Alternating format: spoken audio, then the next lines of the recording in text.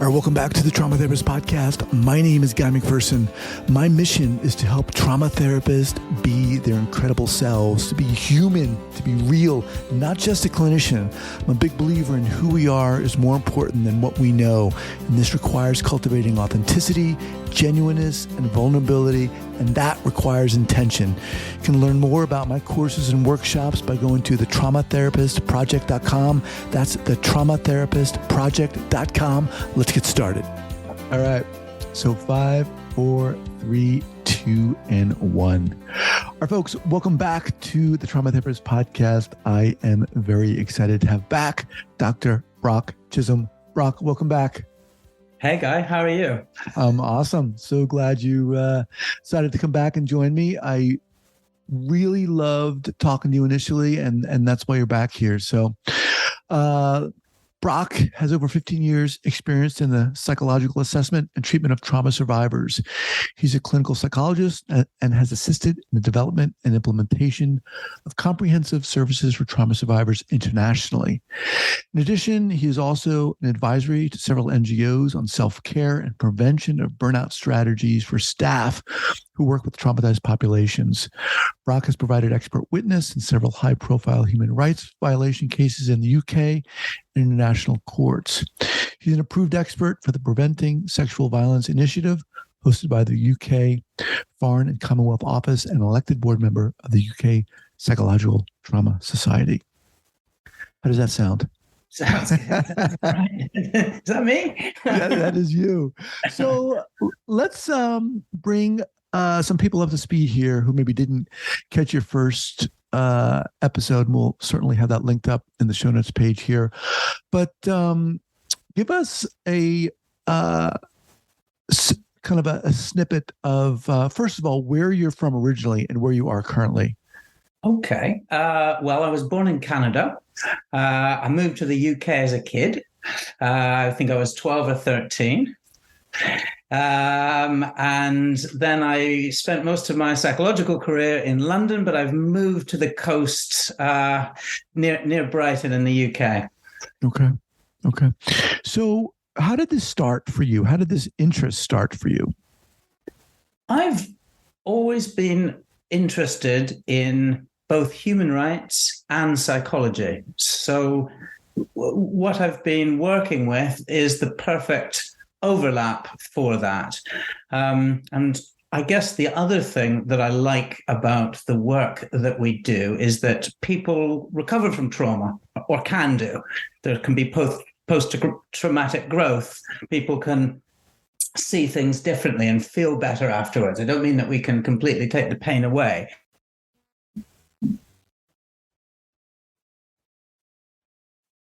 But I like working in an area where there's improvement. Yeah. Why human rights? When did that develop for you? I think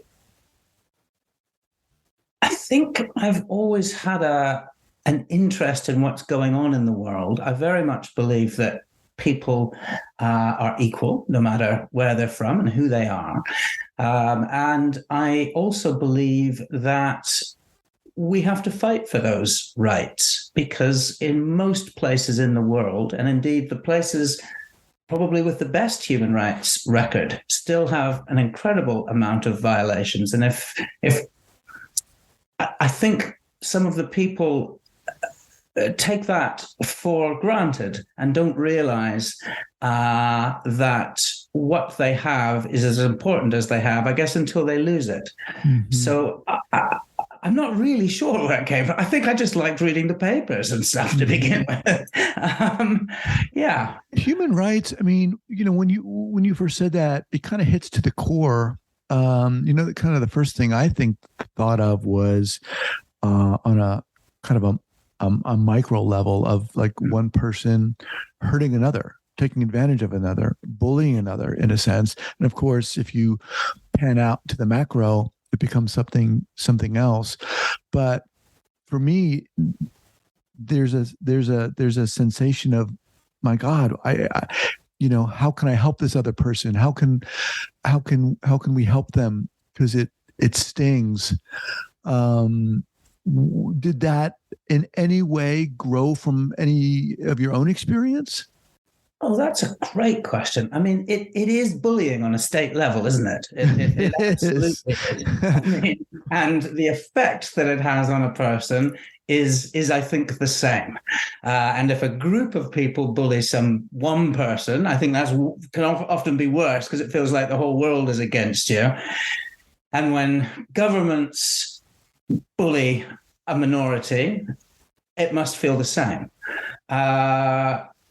And so, yeah, I think, when I first moved from Canada to the UK, in my first year, I had a Canadian accent, which people in England didn't like. So I got bullied there for sure, and felt some of that. And then, then I moved away. I was just there for 1 year, moved to another school, and it was a completely different experience. People were nice to one another. It was in a different part of the country where things are easier, life is easier. And it was, much better. So I hadn't ever made that connection, actually. But I would imagine that very much formed a formative. Yeah, I think that would contribute, absolutely. Yeah. Now, you talked about, in a way, the intersection between human rights and psychology. How do you perceive that? Well, a great deal of emotional health is dictated by the things that we experience, the stuff that happens to us. It's impossible, as we all know, to go through life without having a trauma in your life. The only way to escape trauma is to die young. So so we have to accept that. And so difficult events shape who we are and how we feel. And psychology generally, and mental health generally, is really about trying to mitigate the effect of those. It doesn't matter whether a person presents with has PTSD or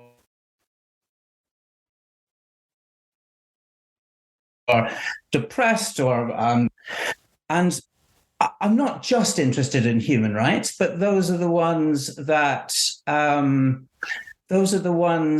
I feel that there's something on a greater level that can be potentially done so that we live in a world which essentially people are more like the second school that I went to than the first school that I went to, making that connection. Yeah. So, in your organization, Trauma Treatment International. Trauma Treatment International, right? So, give us the broad brushstroke of what you folks are doing. Sure. So, I guess actually, just to go back to your question as well, why just human rights? So there's so many traumas. Sometimes it's helpful to focus just on a few things so that you can understand and learn what you're doing and become, I guess, better at providing help. So Trauma Treatment International is set up to provide psychological interventions for people that have been set violence. Collective violence is essentially things like trafficking, torture, slavery, war. And our ethos is to try to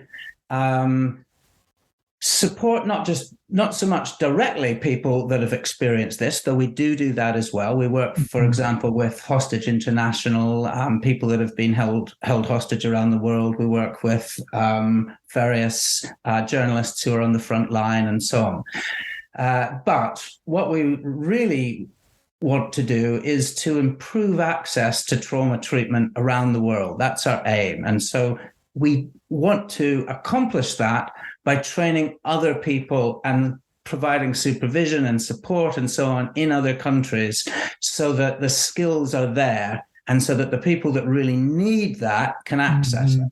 That's the first thing we do. The second thing that we do is we work with organizations,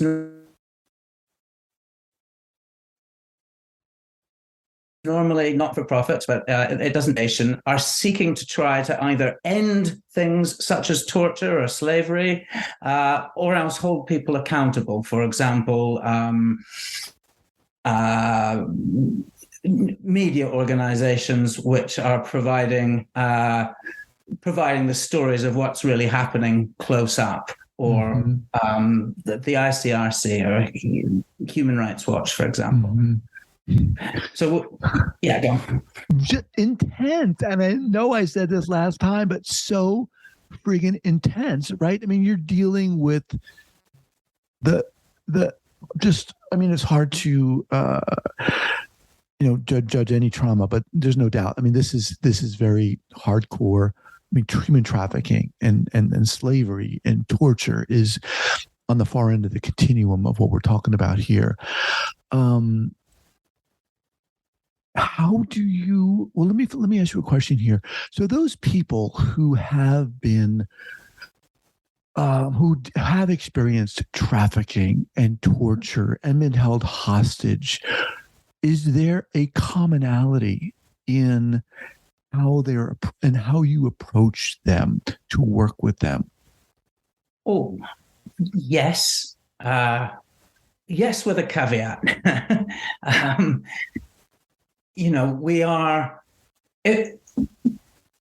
some of the time following traumas, as you know, people might have PTSD, maybe about half the people. So there's a commonality, I think, in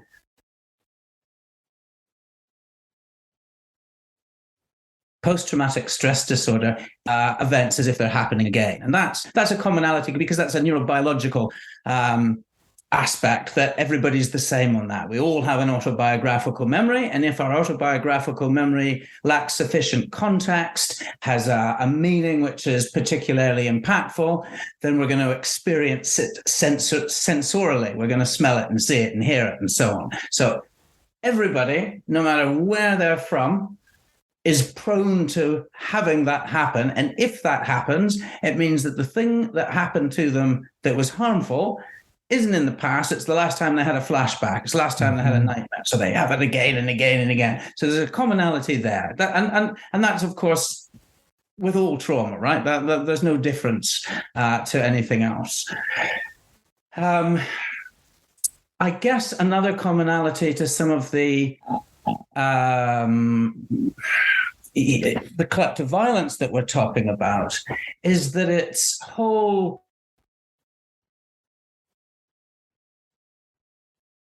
systems often said, hey, we're going to do this bad thing to you or to this group of people. We're all going to get together. We're going to try as hard as we can to do some terrible things for different reasons, of course. Sometimes it's to make money. Sometimes it's power. Sometimes it's just hatred. But that is often different from other types of trauma. If somebody attacks me in the street, for example, it's not very personal and it's one guy. But if I knew them, then it's more personal. That's a difference. But if it's my government, or if it's the government of the country that lives next door to me that are coming in with tanks and missiles, then that I think that's a whole different. And therein lies the intersection of psychology and human rights. Yeah, I mean, just the way you said that. I mean, my God, the impact, the impact that probably has on most people, to think that a whole government or a whole collective of people has done this thing to them, tried to hurt them or harm them or torture them. Let me just shift here a bit. And what do you think, Brock, it is within you personally that allows you to get in there and do this type of work? I mean, personally, I I do like to know what's going on in the world and understand what is happening and try and make sense of it. I feel better if I feel as if I'm trying to make a positive contribution. I think we're all selfish in that respect. We do some things that make us feel better, and it makes me feel better to try and work in this area.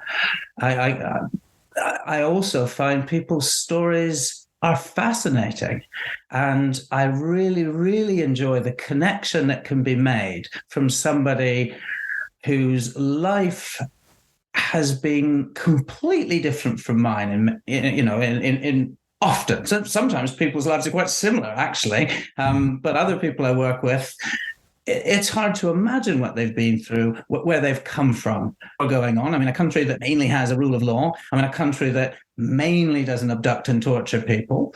And that's just because of where I was born. I mean, that's just luck. But I really, there's not one person that I've worked with where there hasn't been a connection that we can speak on a human equal level. And I love that. I really enjoy that. All right, let's just pause here for a second to thank our sponsors. All right, we are back. I mean, I can't sit here and imagine what torture or being in war would be like. But it's interesting, when you said in response to my question, you like knowing what's going on in the world and trying to make sense of what's going on. And yet, when you're talking about torture and human rights violations and trafficking, sometimes how do you make sense of that, right? There almost seems to be, but yet you said, well, sometimes it's done. There are reasons why it's done. So that to me is very difficult, a challenge to understand. How do you make sense of this harm that one person is doing to another on a very simplistic level? Well, the last person that I saw today asked me a kind of a similar question. It was her final session. She worked in a war zone and in a prison.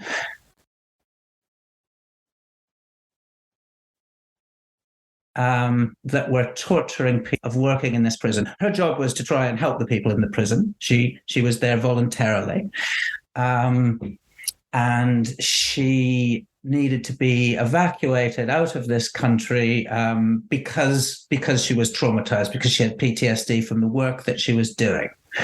And one of the reasons that she was traumatized was that she was fairly young, and she'd gone in with high hopes. It was her first time doing this kind of work, and she went in with expectations that, hey, I'm going to be able to stop the torture. I'm going to be able to stop the horrible things that's happening, or at least, make much more of a difference than, in fact, it turned out that she had. Mm.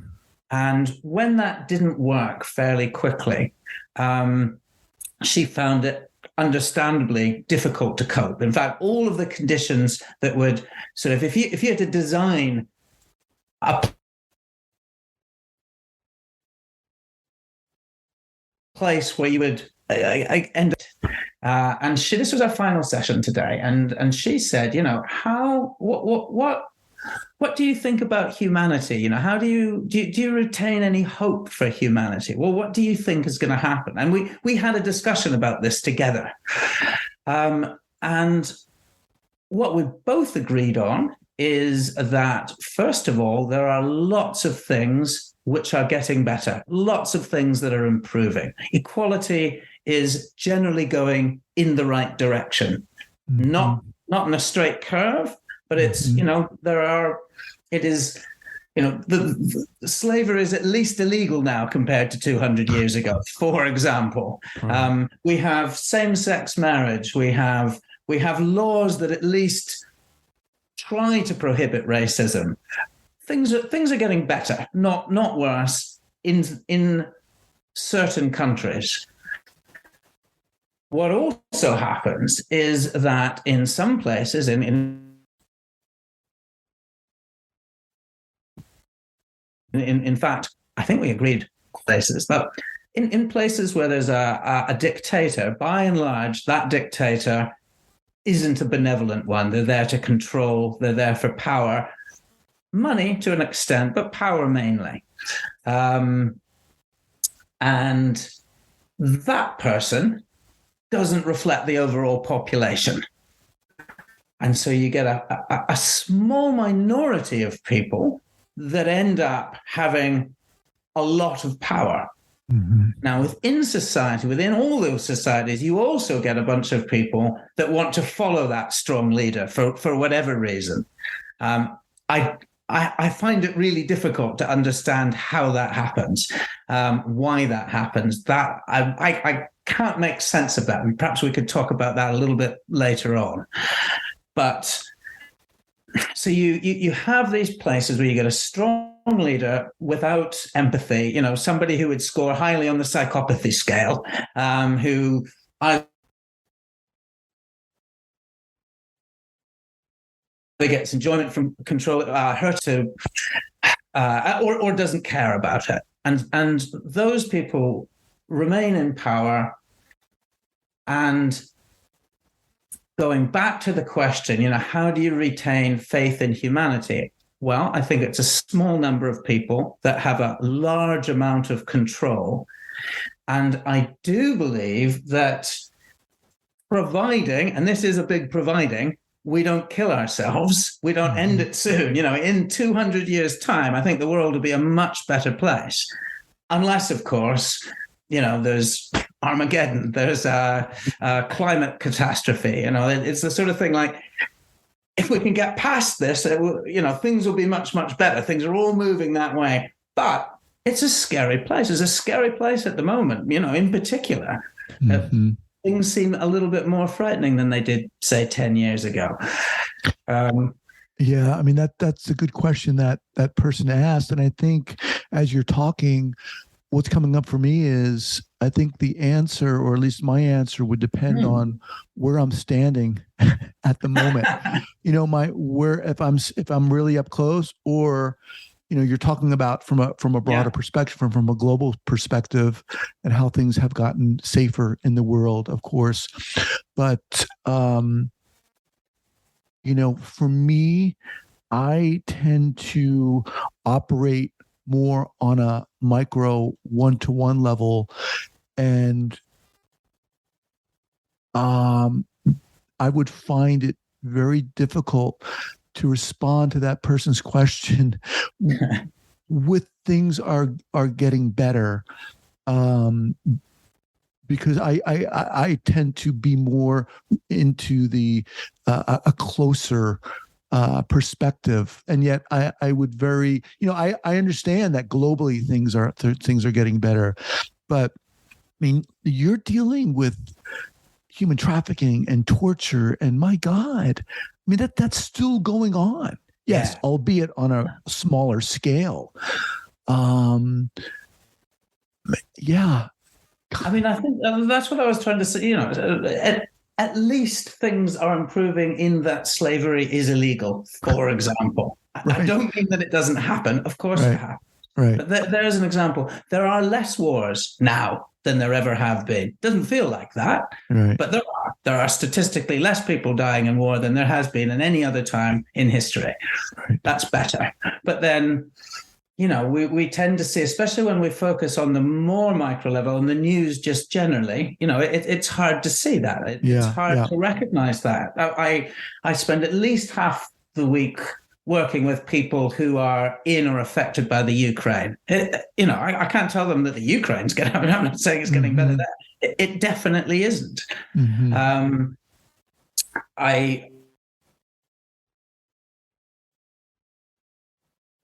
of course, read the statistic of death for child and infants in the US is now gun violence. I mean, that's a statistic that's getting worse. That's hard to explain. Right.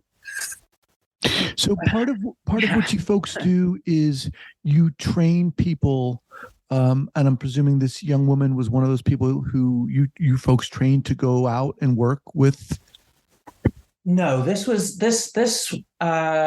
young lady, this young woman works for a large NGO that have offices around the world, kind of, like the UN. She doesn't work for the UN, but that kind of global reach. And she herself comes from a country that has a dictatorship which is very far from benevolent. Mm-hmm. And she was referred simply because she was traumatized, and rather than it was one of the less usual times where we provide direct treatment to a group of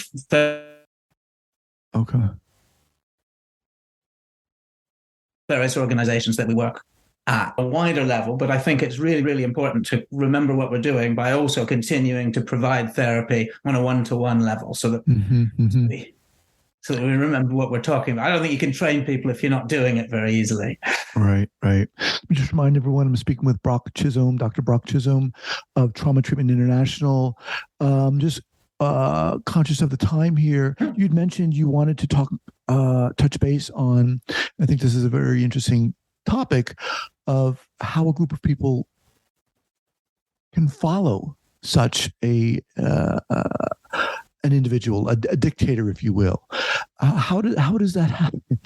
Well, I'm hoping you're going to tell me, Guy. I mean, of course, there have been historically, examples of this, but it is a phenomenon, and a scary one at that. Yeah. I'll tell you what I think it's similar to. But again, I haven't got much of an explanation. And the amount of people that you've spoken to and worked with, I'm hoping you can say, hey, actually, listen back to episode 391, and then you'll get your answers. I'm really hoping for that. No pressure. When I started my career, I worked with a lot of people who were affected by domestic violence. They were in controlling and abusive relationships. And as we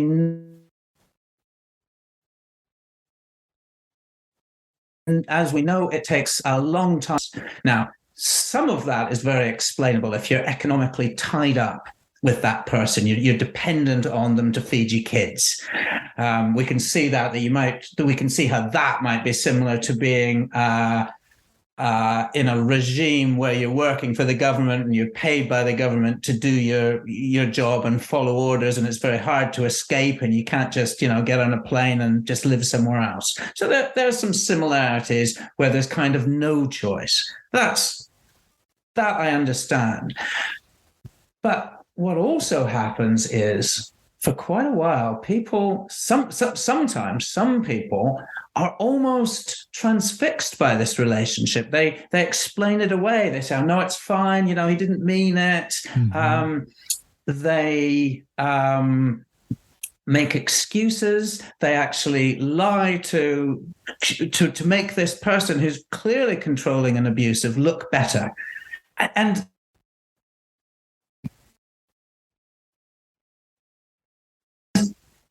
it's off. I wonder if some of the things that people called witchcraft years ago, although it tends to be more men controlling women rather than women who are called witches. So that is not the similarity. But it's like people are under a spell. And I worked with someone who she's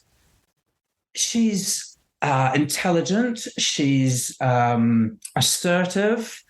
She had a string of relationships that were good, and she came under the spell of somebody who was manipulative and manipulated her and controlled her. And she did this for years. She couldn't escape. She would go away for a week and think, right, I've got to go, and then come back, and eventually was able to escape that. But she explained it like as if under a spell. Mm-hmm. And I see that on wider scale too. You see people at rallies, you see people at Nazi rallies, you see people at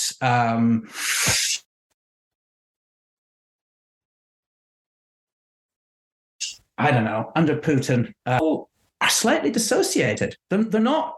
They're in another reality. We can see it in cults. We see that a lot. I happen to be just started watching the documentary about Waco. Yes. Right. So it seems as if we're all susceptible to this, to becoming like hypnotized. This is the bit I can't explain, Guy. Mate, can you? Well, no, but I what's coming up for me is a clear narcissistic personality on one hand, and it almost feels like a lock and a key, right? The two need each other to exist. It's very similar to as you said, I think, or implied, an abusive relationship where this one person explains away what the other person is doing. It's and not only that, but in a lot of instances is influencing the group of people to enact, right, certain atrocities on a collection of other people. I mean, it's frightening and scary. And no, I don't have a particular episode to point to, but I think it's a phenomenon that's really interesting, and that is still occurring today. Obviously. Yeah. And there are some things that we can understand. So, for example, if you manipulate the truth, so people on an individual level, on those kinds of relationships, the narcissistic person and the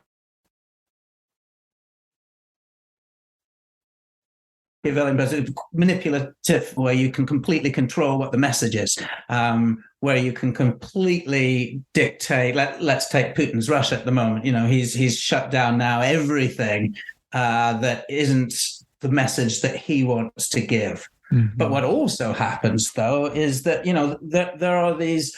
Russia's again quite good at, I think, sending out these alternative facts, let's call them, where they're using Facebook to present an alternative reality. And I think a lot of people that believe that, I think some people that believe those things want to believe them because they say, hey, I know the truth. You don't know what the real truth is. I know that there's kids taken in a pizza pizza restaurant in Washington and so on. And you don't. And that's because I'm smart and you're stupid, kind of thing. I can see the motivation for some.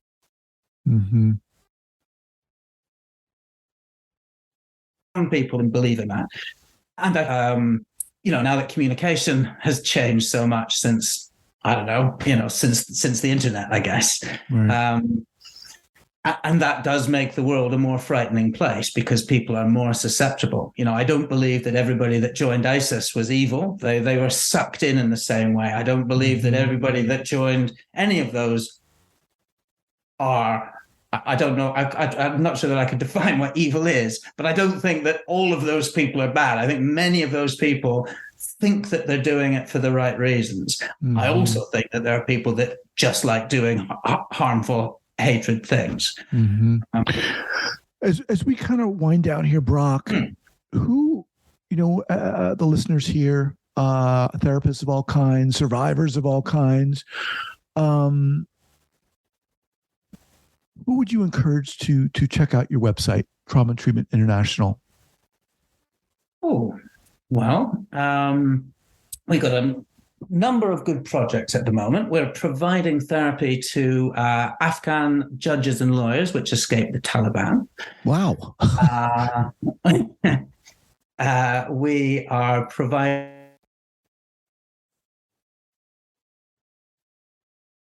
training to families. It was for people hosting Ukrainians in their own home, but it's now, the funding for that's now a wider project. So anybody who wants tips on how to host people who have escaped trauma If you are in an organization or you're in work where you are either exposed directly to trauma yourself from what you're doing, or else you're working with traumatized people, then we have a resource hub about how to keep you doing the best job that you can, especially if your job is to try and end those traumas.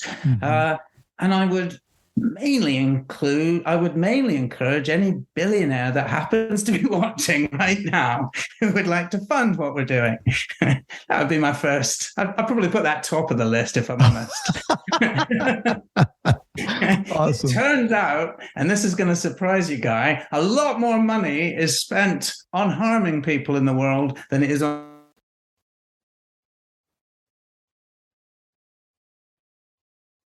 helping people. It'd be nice to change that, wouldn't it? Yeah. Well, look, Brock, awesome talking to you. So inspiring to talk to you, man. I mean, what you're doing is just so laudable. And I'm so glad there are people like you out there, sincerely, who are doing this work. So your website is tt-intl.org. Correct. Or just Google Trauma Treatment International. Again, we'll have that linked up at the show notes page. Look, love talking to you, and thank you so much for joining me again. Thanks, Guy. All right, take care. Have a good weekend. Bye.